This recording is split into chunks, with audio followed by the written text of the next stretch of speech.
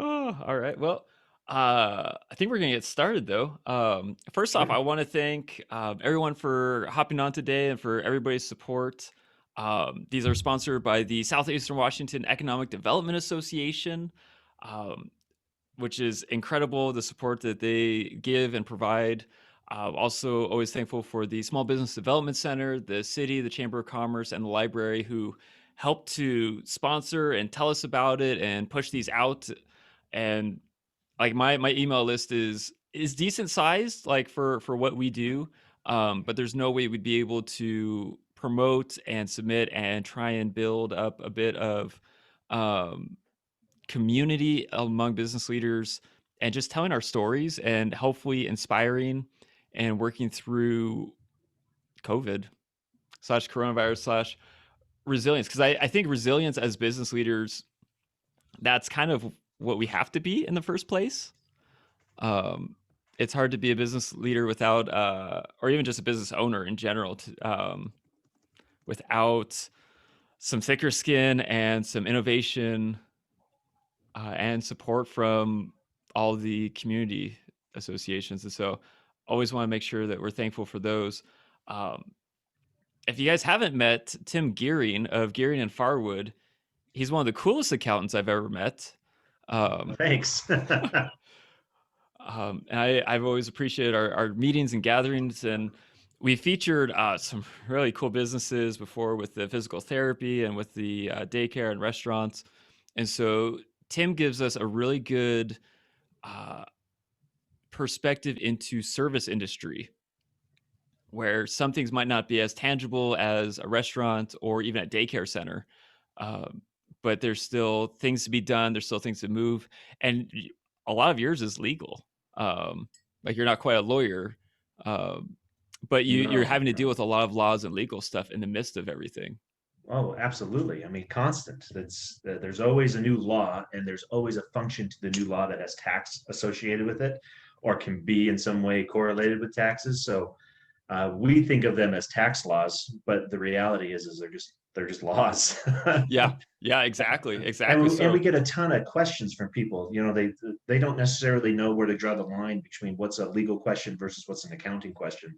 So then that falls back on us to have to try to delineate, hey, I can answer X and Y, but I can't give you Z. You need to go across the lobby and ask one of the attorneys.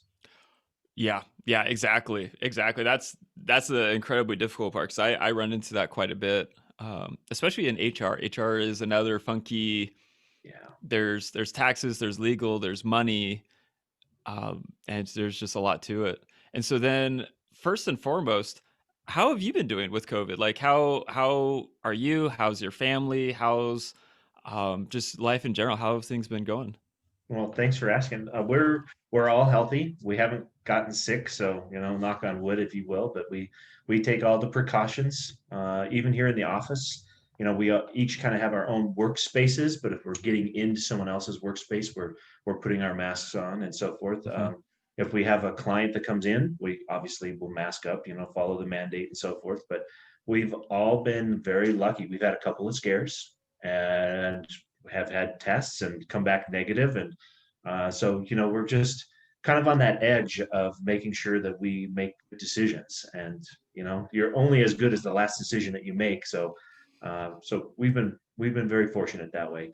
And business has been, it's been very odd year. I mean, for everybody, right? But Hmm.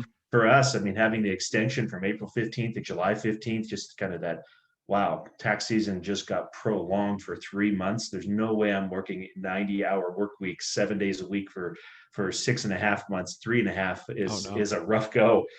Um, so that transition just was not a fun one. Not that I could ever say it was smooth. And with that came concern. You don't know what the future brings. There's a lot of uncertainty Yeah. associated with that. Hey, how do we make a business decision when we don't know if our revenues are going to decrease next month and maybe even worse the following month, because we're seeing some of these businesses that are being shut down and they're not able to generate even $1 of revenue. Is that going to be us? Are we going to be told, hey, you can't even come into the office? You can try to work remotely and make a few bucks here and there, but your idea of work on a normal basis is no longer going to be normal. We got really lucky there. They considered us essential for whatever reason, I guess primarily because of taxes. Oh, And so okay. we were able to continue to work through that time frame, and we didn't really have too much of a beat that was going to be skipped. But our concern was our clients. Yeah. What's going to happen to them, and whatever happens to them indirectly impacts us. So we look at it as a true partnership. If we work with someone and they're successful, then that allows us the opportunity to be successful with them because we can work together.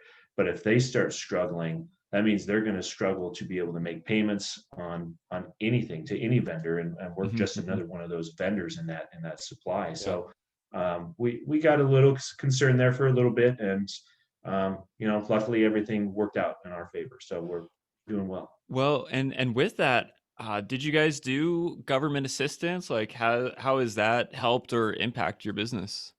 We initially said that we were not going to try. We thought, we're fine. We're just getting through the tax season, which is kind of Hmm. our harvest, if you will, of sorts. And then things started getting shut down, and that's when the real concerns started kicking in. Of, well, we might be okay today, but if we're not okay in a month from now, these funds aren't going to be there, and we're going to be kind of on the short end of the stick. So we did end up applying, and we didn't get approved the first time just because the funds went like that. They were Yeah. gone. Yeah. And then the next time through, they did approve it. And so once we got the funds, we just kind of consciously made the decision. We said, okay, how are we going to spend this in a way that's going to be beneficial? Do we have clients that are hurting? Well, we need to figure out some kind of way to give back that way. Hmm. And Hmm. then it's also given us this opportunity. This fall, we hired another part-time employee, our first part-time employee, Oh, awesome. who's going to now become a full-time employee at the beginning of the year. So that was a nice ability to kind of get that jump started, because without it, I'm not quite sure we would have had the funding to be able to do it. So, we're looking Wow. forward into 2021, and just keep trying to grow, I guess. Yeah, yeah. And then, okay, so you brought on a part time that's now going to become full time. Like, how has your relationship changed with COVID, with your partner or with the employees? Like, how are you guys like communicating more? You guys like texting more? Like, what does that dynamic look like? Yeah, I mean, we definitely text. We send lots of emails. With everything that happened in the fall, we as a family had to make decisions about, well, who's going to do school? How are we Yeah. going to manage that? So my wife and I said, okay, we're going to take a 50-50. And I said, I'll take the morning shift, you take the afternoon shift, and that worked for our family. But that also meant that our part-time employee, who was only working in the morning, I would only see kind of passing by when I came into the office after my teaching shift would Oh, switch wow. into being a CPA.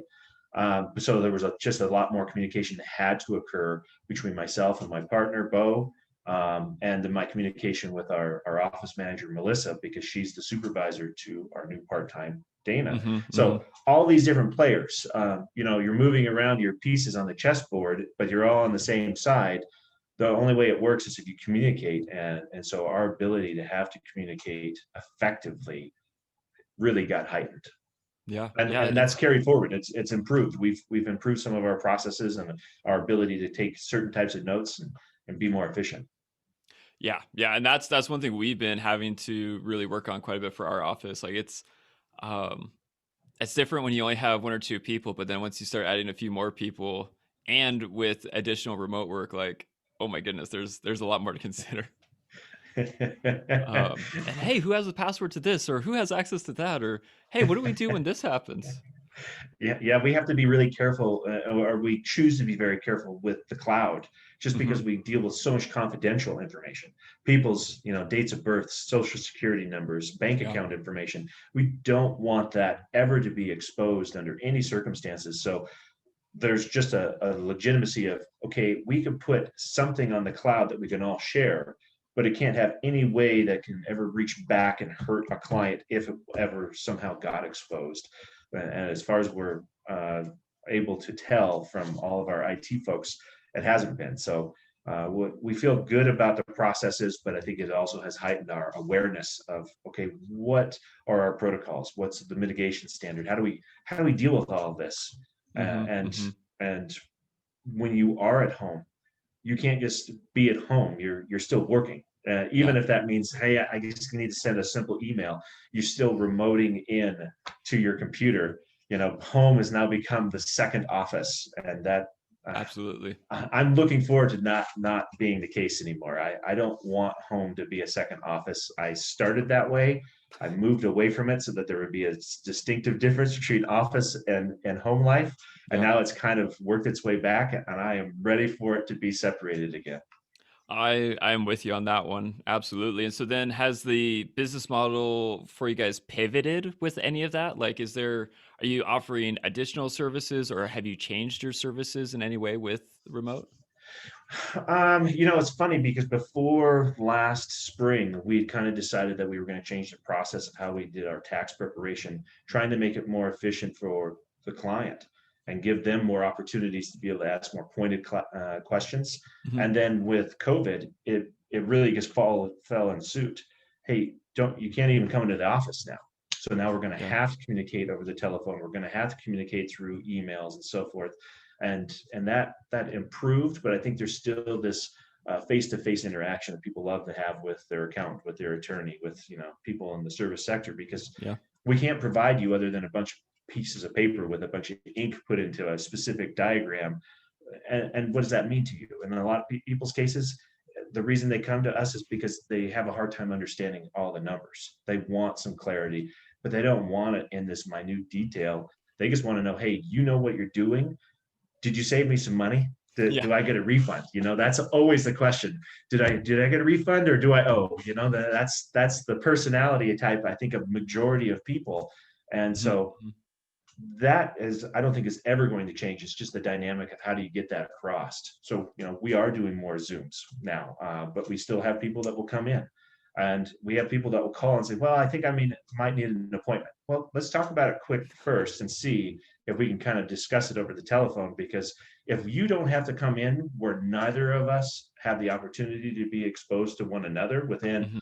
a Mhm. closed Mhm. office space, then let's avoid that. Let's be safe with each other, and make a better decision. So that part has definitely pivoted. But I would say that going forward, just because of the way the communications happen, especially with Yeah. small business owners are busy. We've got a million different things to do, a lot of responsibilities beyond just our business. We might have employees, we might have family life, and all these stay at home teaching. So you have all these different hats that you have to wear. If I can cut down your time by saying, hey, send me something, let me do the workup, and then I'll come back with questions. And if you want to do a Zoom, an in-person meeting, or just emails back and forth, what happened is you didn't have to spend the time to come back into the office. You didn't have to spend the time during your workday to interrupt what you were doing. Now you can send an email at 10 o'clock at night before you go to bed or what have you. And Mhm. you've Mhm. you've made your time more efficient and more productive for what you need to do. And at the same time, I'm still able to do what you needed me to do. So I feel like Yeah. that's a win. Absolutely, absolutely. And so then are you reaching out to people on like a more consistent basis? Are you engaging them on social media more? Like what is that outreach to those customers like now? Like is Yeah, I it more mean, than before or well, I'd say we do it a little bit more than we did before. Absolutely. We have certain people that we work with on, say, a monthly basis or a quarterly basis. So we're more regular with those clients in particular, Mhm, but mhm. we're sending out newsletters more often than we used to. And we're putting those up on our website so that if you didn't get it, or you thought it was just junk and you threw it away, or who knows what, you still have access to it. And Mhm. so we're starting to try to focus on how do we communicate with the clients in a way that's going to give them useful information, because there's so much information out there. How do you sort through all of it? Congress passes a bill that's 500 pages. There's no way you don't want to read through that, especially if only a few pages even refer to something that could be important to you. So how do we try to not necessarily dumb it down, but put it into layman's terms so that Mhm. you have something useful that you can take, and then hopefully from there you gain more knowledge, and that allows you to ask more questions. And I think that's where a lot of this has been back and forth. We're trying to be proactive, but at the same time, we're actually asking the clients to kind of be proactive with us. Hey, ask me questions now. I'm trying to ask you questions to get things built up. And Hmm. right now we're spending a lot of time finishing people's books or getting them caught back up, because the one thing that COVID really pinpointed was, if you don't have your numbers in line, you don't have your books up to date, ouch, how do you apply for a PPP? Well, I guess threw some numbers together. Okay, now how do you apply for forgiveness? Well, I'm just going to bring it all into you. Oh, well, that's great. When do you plan on bringing that in? Because if you're going to bring it in the spring, I'm not going to have any time. I'm just going to tell you, like, I'm really sorry. I can do this in May, but I'm not going to have any time until after April to even think Sure, about it, sure. because we've got too many things that are already on the plate. So those folks that come in November and December, they're actually, even though they feel behind, they're actually on time. It's like, hey, I got a chance to get this caught back up, and we can still maybe file this tax return on time and get that forgiveness application filed in time before any interest starts to really accrue. There's just so many opportunities that I think are going to be missed potentially by people that just kind of go through the status quo. Well, I always just bring my stuff into you on April 10th. Yes, Right, and I always right. just file an extension for you too. Why can't we do this earlier? Well, I just don't want to. It's painful for me. I don't want to think about it. Well, This and is, going back to that extension thing that happened, like, did you have people filing their taxes with you for like July 15th, like on the dot? we literally, I hate to say this because it happened. We had somebody that called on July 14th, dropped their stuff off and said, "What are the chances you can get it done by tomorrow?"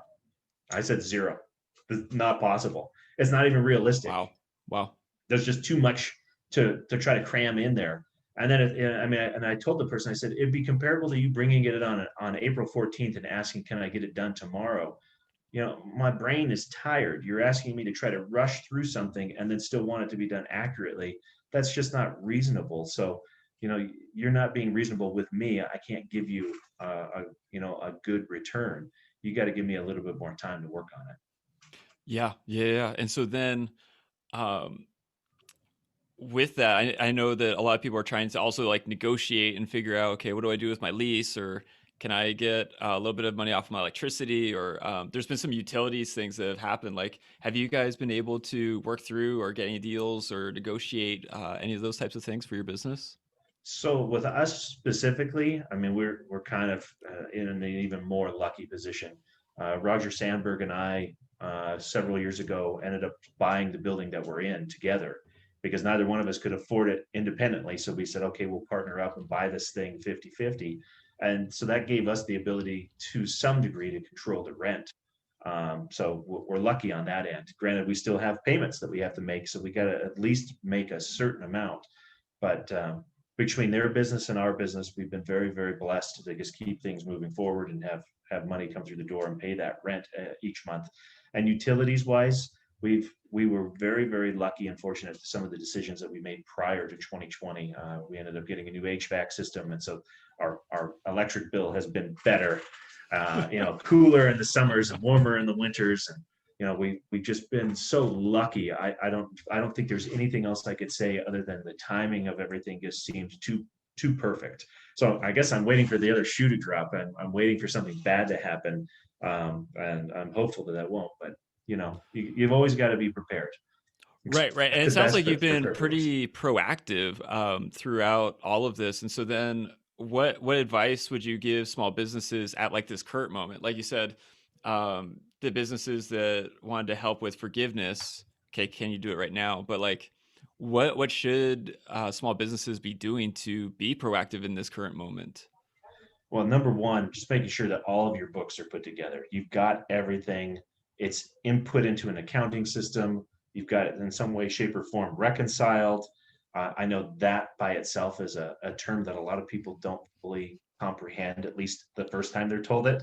They go, "Yeah, I've got it reconciled. I do it on the back of my bank statement." And I go, "Yeah, that's fine. But if you don't put it in somewhere, you don't plug it into a QuickBooks or even Excel, some or manual register. I don't care how you do it, but there needs to be some accounting to make sure that those numbers actually make sense, that you've got them categorized. If you just drop off 12 sets of bank statements with me and say, hey, can you do my taxes? I have no idea what you spent your money on. I have no idea if there's any Oh, sure. deposits that weren't income, so on and so forth. So having an accounting system is critical. And even more so when you have payroll. Payroll, to us, we almost look at payroll and we're like, oh, payroll's pretty straightforward. But there's so many steps. There's so many rules that have to be applied. And now, after COVID, there are so many different avenues between retention credits, national Mhm. sick leave that people could have applied for. And if you're filing payroll, you might be familiar with the Form 941. That's how you pay your Social Security, Medicare, and federal withholdings on employees. Yeah, yeah. That used to be basically one page, and then the backside was just kind of detailing you signed it. Now it's 3 pages. So the COVID has really taken that to the next level, and I don't see that coming down to 2 pages anytime soon. It's just got more complicated. But you got to have that done in order to get forgiveness for the PPP, assuming that you Gotcha, have gotcha. employees. So there's just a lot of accounting on all these different realms that has to be done. Why not get it done now and have the opportunity to get some forgiveness as opposed to rushing through and hoping that it works? So a question on that though, in terms of PPP and maybe state or federal grants, how do we report that? Do we consider that income, taxable income that we get later on? Well, as of right now, CARES Act said that the PPP funds are not to be considered income or to be treated as tax exempt income. However, the IRS has interpreted that to say that's fine, but there's a part in the code that says if you have tax exempt income and you use it for business expenses, those expenses are no longer deductible, which in a roundabout way is the same way of saying this is income to you. You're going to be taxed on it. Well, geez, thanks a lot. So if I give you, a $10,000 PPP and you use it on $10,000 of payroll Hmm. expenses, I'm not going to tax you on the $10,000 of income, but I'm not going to allow you to take the $10,000 deduction. So I just increased your bottom line 10 grand. That's not a very pleasant surprise when you're coming in to see your accountant or do your taxes at H&R Block or on TurboTax or however it is that you do them. That's going to be a very unpleasant. Wait a second, I have to pay how much more? But I got this money through COVID and I really needed it and my business was hurting. Yeah, but now you got to pay tax on it. So that's it's not a good situation. And the problem with the grants, okay, the grants are following that same sightline. Mm, So we're literally waiting on Congress. The American Institute of CPAs has been lobbying Congress for months, since probably May or June, saying you guys said in the CARES Act that this would not be taxable. And Congress senators and representatives have come out and said, yes, that was not our intent. We never meant to hurt anybody. But the IRS is saying we don't make the laws, we just have to interpret them. If you want us to interpret it differently, fix it. Write a new law or write an addendum to the law. And as of to date, they have yet to do it. So I keep keeping my fingers crossed, thinking maybe this next stimulus that they're trying to pass will have something in it. They had mentioned it in something I had read a couple of days ago, but then the one I just read this morning didn't say anything about the PPP fund. So it is definitely still up in the air. So I've just okay. been telling people, hey, anticipate that they're going to treat it as taxable. And if they fix it between now and tax season, fantastic. But at least you were prepared to Yeah, pay the tax. I get you. I get you. So then that goes back to kind of another question. When you said reconciled, like, and I think I have an understanding. Admittedly, my accounting teacher, he day one of class said he loved to hear his own voice and that he'll be in an empty room and just talk out loud, whether you're there or not. He's gonna talk anyways. Uh, Um, so I'm a little bit fuzzy on some of those concepts. And so when you say make sure that you have it reconciled, does that just mean I started the year with $200 and I ended the year with $200? Is that so the idea, if you just took 1 month at a time, and let's say that you made 5,000 and you spent $2,000. Okay. mhm, What I'm trying to get to is I want to know that you've plugged this in into an accounting software that you've accounted for all of your income and all of your expenses. And by reconciling your register, your ledger, your accounting, you're reconciling it against what the bank says you have. When Mm. you do that, you can't miss a thing. You're going to have all of your income reported. You're going to have all of your expenses accounted for. The, the folks that come in and they say, well, yeah, I think it's fine. I downloaded it all from the bank. Well, I can tell you from personal experience, the computer is only as good as the user. There are many a times that we have to fix sets of books because, oh, there was about a month that the bank didn't download something because it wasn't hooked up correctly to your software. Hmm. And but the software does it. No, the software helps. It's a tool. You have to do it, and that's where people get into trouble. We our bookkeeping realm, we have increased the number of folks that we work with on the bookkeeping and payroll side specifically because of these types of issues. Oh, interesting. People look at it and they go, payroll looks simple. I'll do it myself. I'll just pay, Gusto, or I'll pay QuickBooks, or I'll go through ADP or Paychecks or something like that. And when I go, that's fine. As long as it works for you, I'm good with that. And then they come back and they have an issue. Well, I screwed up on somebody's payroll and I need to get it fixed. Okay, you work with somebody else. What do you want me to do? I'm sorry. I'll help you if I can, but then they find out, well, no, you have to go through all the proper channels. And then even sometimes then they can't even fix it for you because their system Hmm. just doesn't Hmm. function that way. So people get tired of the hassle and they go, you know what? It's worth paying you a little bit more than it cost me there because the hassle was too much. Like I'm so stressed trying to figure this stuff out and I'm trying to do it on my own and still keep up with everything else. And the books, that's the exact same thing. They come in and, they haven't done anything for the entire year. And they didn't come to us now to tell us, hey, I'm really behind. Can you help me catch back up? They come in March or April and go, yeah, can you just get my taxes done? Okay, well, let's look at your books. Well, there's the catch. I don't actually have a set of books since 2019. Ouch. This is going to Hmm. take a long time. Do you have time to do this? No. How much is it going to cost me? Oh, it's going to cost a lot because it's going to take a lot of time. And that's why I want you guys to do this before we get to this point. Use me as your tool, as a tax preparer, not as your bookkeeper. But what people have found is I know there's a level of consistency Hmm. with my Hmm. accounting office if I have them do the books.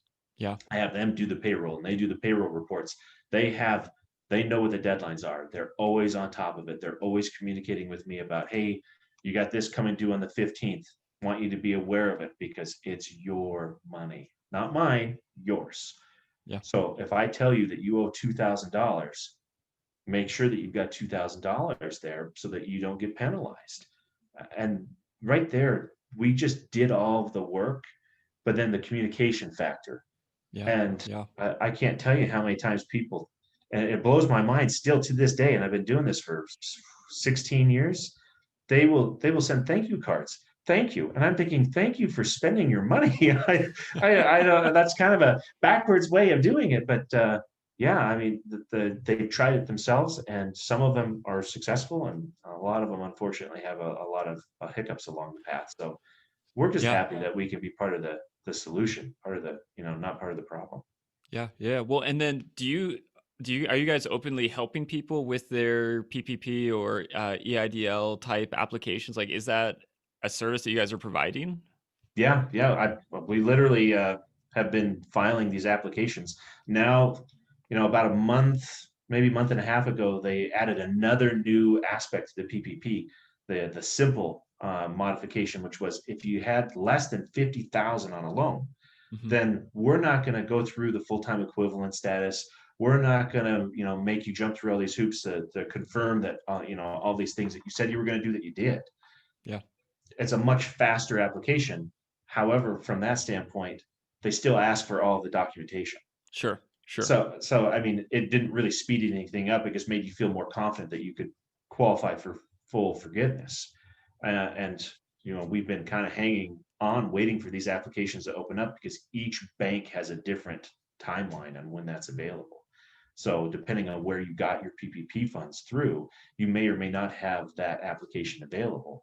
And that Mhm. being said, once you have it, then it's just a matter of making sure you have all of the details, all of the documents. And so we're filing a lot of these forgiveness applications for folks. They're going on and saying, hey, I want Tim to be my delegate.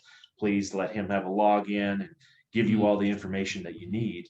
And so we add all that in there. We cross all the T's and dot all the I's and file these things. And yeah, I mean, this month, and depending upon however many we have that might have to wait until January, we're going to have all these things filed and hopefully get a bunch of forgiveness for people. Okay. Okay. I gotcha. So then I do have one question that's been popping up for me because I've worked on your website and I check softwares. I look everywhere. Like I have to explore. I have to see what's available. And I've been seeing these guys say, "Hey, just do the R&D tax credit." And they're like, "This is the most broad thing in the world. You can just basically write off anything as an R&D and get all kinds of credits back." I'm like, "This is you guys look like a oh, I can't think like a MLM type person shouting about this credit." I'm like, what in the world is this? Is that real? The research and development credit is real, but it's not as broad as some people would like you to think it is. Let's just put it that way. The old antic of if it's too good to be true, it probably is. Hmm. In a lot of cases, in this particular instance, that would hold true. But no, we've got a few. We've got one in particular I can think of that actually qualified for it, and because the numbers got to be bigger than we felt comfortable with and making such a large credit request to the IRS, we said, we can do this, but you guys are going to put yourselves at risk, and we're putting you out there.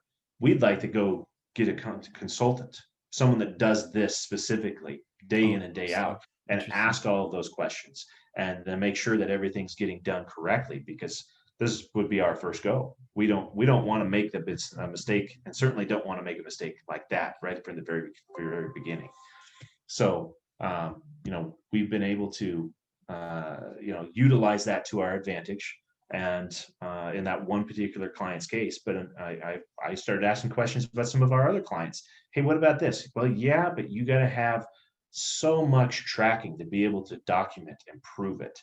Um, you Yeah, know, uh, what is it? Is it only related to technology, or can it be other systems, or is it related to patents? Like, what does it No, I do? mean, it can be a multitude of different things. One of the great examples, and it just kind of blew me away. So I started asking more questions about it because I was very curious, was breweries. Okay, Mhm. so what are you doing? Well, I'm manufacturing beer. Okay, are you going through any different processes to do that? Are you creating any different types of brews? Are you putting two different things together that have never been put together before? This is your R&D specific to this particular business. Oh, Okay, well, how do I track that? Well, it has to be tracked specifically about how, where is it different? You can't just say, well, this is the first time that our brewery's ever made a sour. Okay, well, good for you. That's not research and development, because there's plenty of other breweries that have made this beer. It has to be something very specific. And so that's where it gets really convoluted is, well, how do I prove that? Well, you got to keep documentation. You got to have time records and journals, essentially, or ledgers that show, like, how did you come up with this and what did you do different?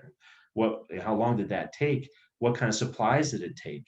And so on and so forth. So those are the key aspects to this that I think a lot of people, they look at and say, wow, this sounds great. I want to do that. How do I get that credit? Well, did you have tracking for all of this? No, sure don't. Um, well, that's going to be really hard to take a credit when you can't even substantiate it. You can't prove it. The moment you take a credit, they have the opportunity to come back and ask anytime they want mhm. for documentation. And we found this year in particular, we've had quite a few additional audits. And prior to this year, we really just didn't go through audits. We just don't see them that often. But this year alone, I think we've had 4 or 5. So, Interesting. they are asking for more documentation more regularly. And if you say you've got it, I am of the mindset that if you tell me something, I'm going to believe you.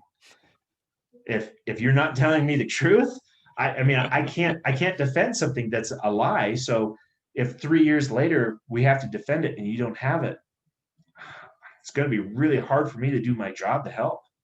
And that's what we found in a couple of them. And in a couple of the other ones, we had a lot of detail and we were able to make amends with the IRS and kind of get through it. But yeah, Yeah. I mean, Yeah. if you say you got it, make sure you got it. And if you don't know, then let's make sure we ask the right questions so that we can, check off all those boxes.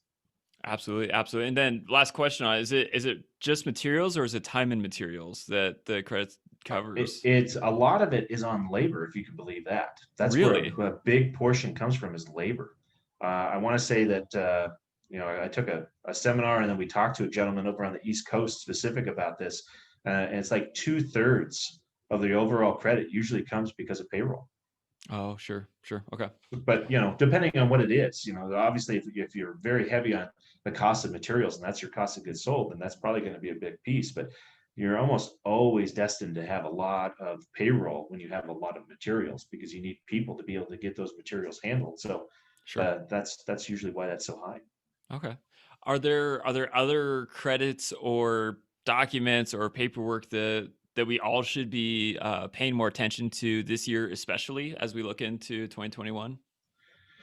I mean, we always tell people the same things, I guess, when it comes to Yeah. W-2s and 1099s and 1098s, all those documents that come in that people go, okay, it's got a number on it and it says tax document. Those are important. But, some of the things that people don't really think about are things like the PPP loans or these SWIDA loans or other, government grants that might come through.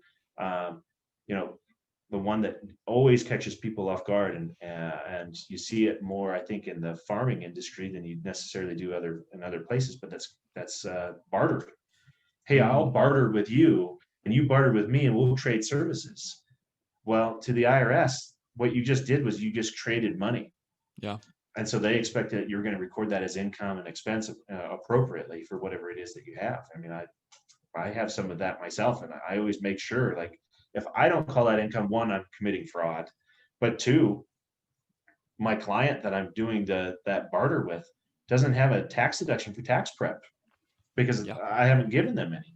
So I make sure that we pay the excise tax and we report it. And we go through all of the hoops, if you will, to make sure that it's done correctly because I don't want my client to be hurt. It doesn't Mm. matter whether I have to pay extra tax on it. That's just the way that it is. But if I can make sure that it's helping my client, then I'm usually in pretty good shape. Okay, I Other get you. other credits, I mean, a lot of the times, most of these credits, I mean, right now, there are a lot of things that are going to fall off here at the end of this month as far as deductions and so forth. They actually extended them a year, 2 years ago. It was February of 2018, and they went back and they brought in like they brought back the private mortgage insurance. Um, Mhm. they brought back in the tuition and fees deduction. The if you lost your home, your personal residence, and say like a short sale or whatnot, or a bankruptcy, but the bank only gave you so much value for it, and so you still owed them some money, you would have had to call that like a cancellation of debt income. But so they brought Oh back wow. a specific credit that said you can disallow up to $2 million on your personal residence of any cancellation of debt, and it won't be considered income. Well, guess what? That expires on December 31st. So there's all these types of rules that are out there that I guarantee most people are, just kind of going through 2020 like any other year as best they can. They're managing. Mhm, And mhm. if they've got something that falls into that category, they don't even know until 2021 when we usually tell them, or we tell them in a newsletter, or it comes up because we're reviewing the return with them and we go, oh, by the way, as of right now, you can't deduct this next year. That's significant when it comes to say you've got children. I know I've got my daughter, she's 7, but in 9 years from now she'll be 16. That child tax credit is $2,000. The moment they turn 17, the year they turn 17, they're no longer quote unquote a child. Now they're just another family member, so they no longer qualify for the child tax credit. They get the family tax credit. That's only worth $500. So to a lot of folks, they go, well, gosh, I didn't think about that because at 17, they're eating me out of house and home. I mean, I thought it was bad when they were 10. Now they're 17, they're eating everything. And I mean, my grocery bill is awful. And you're telling me I'm going to lose $1,500 per child? Yes, I am telling you that. that is not a pleasant surprise when you come in and find out you did not get the refund you thought, or even worse, you owe the tax. Sure, sure. So, those are general tax credits, but there are always special ones. Sometimes we can get people into health insurance tax credits. We don't see it as much anymore. Specifically in Whitman County, we don't see it a Mhm. lot, but we do have a few clients that are in other states, Minnesota, Texas, and so forth, that can qualify. There are other things out there. We're always trying to keep our eyes peeled for opportunities. Yeah, yeah. The state tax returns are always a nightmare. Once you get outside of the Pacific Northwest, you get into California, that's its own country. Yeah. I no way would I ever want to live in California. I'll put it that way. Yeah, yeah, no, I get you. Is there and to extend that question out, like you mentioned the health insurance tax credit, are there tax credits like that that may be valuable for people to look at? Maybe like for setting up 401k for the employees, or maybe even just HRAs, health reimbursement agreements. Like, are those valid things that we should be looking at? Oh, absolutely. Yeah, if you're setting up a new retirement plan, assuming that you didn't have one prior and now you're bringing one on board, there are tax credits for the costs associated with that setup. Professional fees and whatnot that come Uh-huh, across, uh-huh. or any fees that are associated with the broker. So there's a tax credit that's specific to just that. There's even specific benefit plans that you can bring on to help pay, say, an employee to be able to go see a professional for a 1 hour kind of visit or something, where it's not taxable to them, but then it's tax deductible to the business. Hmm. Hmm. One of your other questions was, let's see, you were talking about the retirement, health And then insurance, HRA. HRAs. Yeah. So HRAs, yes, that's a great one. Health reimbursement arrangement. There's specific rules that you got to follow, kind of fall in line with, so that you're not going against the Affordable Care Act, or we always just call Obamacare, right? That's our short term for that. But there Sure. are Yeah. certain rules that you have to follow in order to qualify. But it's a great way to be able to get money over to your employees for health insurance or dental insurance, some kind of medical coverage that maybe you as the employer, you can't pay directly because you've got too many different people with too many different plans. And Mhm. so all of a sudden you can't offer this group plan, but they're already on something. Hey, how can I get some money to my employee? It's not taxable to them, but it's tax deductible to me. So, I mean, that's a win-win for sure. And I don't know any employee that would turn down money to help compensate them for their health insurance, where you're going to save taxes and they're going to have more money in their pocket, and it's not going to cost them any more money in taxes. Yeah, yeah, exactly. Okay, that makes a lot of sense, because that's something that we, even our organization, has been looking at with dental options. Because there's some dentists that will even offer their own, not necessarily insurance, but their own kind of like plan to make sure that the individual or the group is covered, or like a direct primary care provider, Yeah. where you should probably still have some insurance on the side, but then maybe you can reimburse your employee for having that DPC care. Oop. Uh, I think I just lost him. Cool. I'm wondering if he needed to plug in a laptop.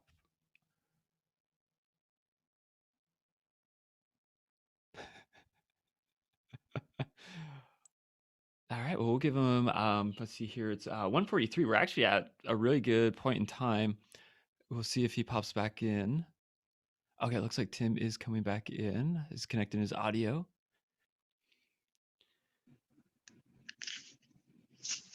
Hey, hey! Did that laptop run Hey, out of power? lost me. Let's give this a shot. See if this helps any. Sorry about that. Apparently my battery didn't want to work with me anymore. No, no, I get you. I get you. Um, so one last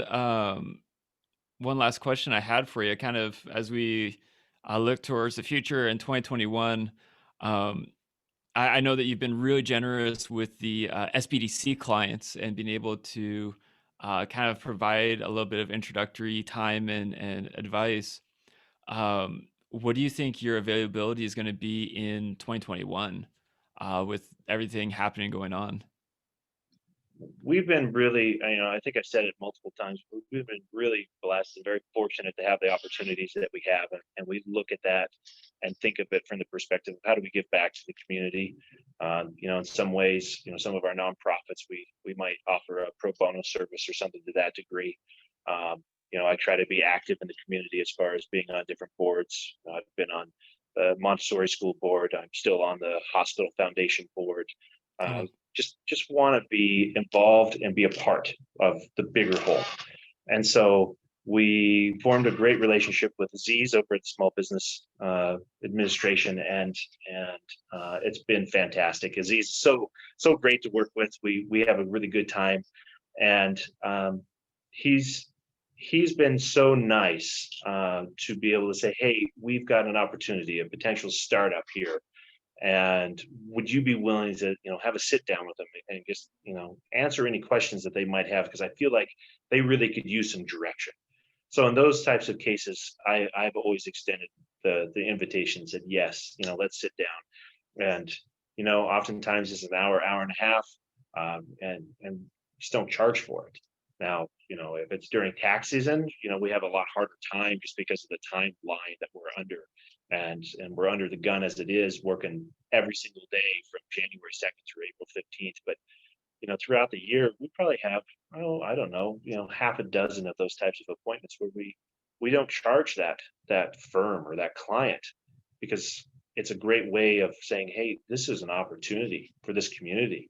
If this firm gets going and they start here in Pullman, what better way to be able to keep people coming into the community, keep offering jobs?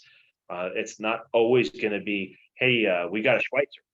How did Schweitzer start? He started in his garage and then he moved out. yeah, Well, what's yeah, the difference between that and someone else or a group of someone else's creating a startup? There is no difference. They just have a different idea. They're just going a different direction with a different idea. So if I can help spur that in the right direction, and hopefully it's a benefit, I look at that and go, that's a win for sure. And if they do well and they need help, the opportunity of that goodwill obviously pays dividends in my respect as well too, right? They might come back and say, Tim, we're not going to be able to keep up with these books, and we need payroll help. And so now all of a sudden what I just did was I've earned my keep by providing the service for free, but hmm now hmm we've got a relationship going forward into the future. But there are a lot of folks, unfortunately, they start up and it doesn't work out. And I don't get paid anything for that. I don't look at that as, hey, I lost something. I look at it as, hey, I took an opportunity, I was hopeful, it didn't work out on that one, we'll try it again on the next one. So yeah, we awesome, still offer that for sure. awesome, cool. So we are hitting up at 1:48. I do want to extend, if anybody else in the participants have questions for Tim about the firm or ways that he helps, or um, Aziz is asking if you need a new battery for your wall clock. My wall clock. Yeah, I noticed that the other day. It needs a new battery. Maybe it's just trying to emulate how 2020 feels some days. Oh yeah, 2021 can't come soon enough. Ah, so we'll wait just a moment for see if any additional questions come through. Thank you so much, Tim, for being willing to hop on with us and to walk through just your story, what you guys are doing. Um, it's you're right in the very beginning that it is hard to balance family and errands and people and contracts and materials and movement and employees and a health plan and payroll, blah. Like It it's is a lot. It is a lot. My wife was reminding me the other day. She says, you keep growing, you add another employee on, and then with that comes more work, of course. mhm. And is that really what you want? And I said, yeah, I think it is. She goes, just don't forget, the more people you add, the more personalities, the more complex your life is going to become. And I said, I don't think it can get any more complex than it already has. 2020 is kind of, if nothing else, it's got to prepare you for the worst of the worst. So going forward, I feel like it's just peaches and pie. And so, Yeah. Yeah. I'm looking forward to going forward in the future, especially in this community. We've got such a great small town, tight knit community. So many opportunities. You know, the university and Schweitzer just give, I think, the whole community kind of that foundation. It brings in so many people. I mean, so many intelligent, smart, educated, fun, loving people, and I think that gives us great opportunities for advancement in so many different areas of life. That where else are you going to get that in a town this size? Yeah. Yeah. It's true. We're uniquely blessed in this community to have everything so well put together. And it's even just I moved from up by the aquatic center over to Sunnyside Hill to be closer to my parents. And like when I tell people like, oh yeah, no, I moved so I could be closer to my parents, so I don't have to drive across town. And they're like, wait, you're in the same town as your parents? You don't have to commute 45 minutes to an hour to get to see people? I'm like, Yeah. well, I mean, it was 7 minutes to get to their house. Now I could just like walk through an empty alleyway to get to my parents' house. It's just I remember having a telephone conversation with one of my best friends from college. He was actually one of my best men at my wedding, and he was commuting back home. And the commute from Bellevue, Seattle area up to Marysville was about an hour and oh a yeah. half to 2 hours at the end of the day. And so I said, yeah, it's getting rough because it was August. All the students are coming back in the town, so it's going to take me probably 8 to 10 minutes to get across town today. Yeah. All of a sudden, I noticed like there's no sound on the other side. What happened? And I called him back and I was like, hey, I think I lost you. He goes, no, I hung up on you. I didn't want to hear it. I have to go through this commute every single day, and I don't really have a choice with my job. I said, well, maybe you need a new job. Yeah, You man. know, there's something that's just so wonderful about Pullman. I'd never want to go. Like the city's fun to visit, but I don't want to live there. Yeah. No. We're in a great spot. Um, so I didn't see any new questions come in. So we'll probably close it out for today. Thank you once again to this Southeastern Washington Economic Development Association for all they do and the support, and of course the city and the library and the chamber and SBDC for helping to promote this out. And to I'll be getting the recording up here in probably just a couple of days. Again, that posted on the website and YouTube. Thank you, everyone, so much for attending and for your time today. And enjoy the snow. I know I am. I made a snowman yesterday. So cool. Take care.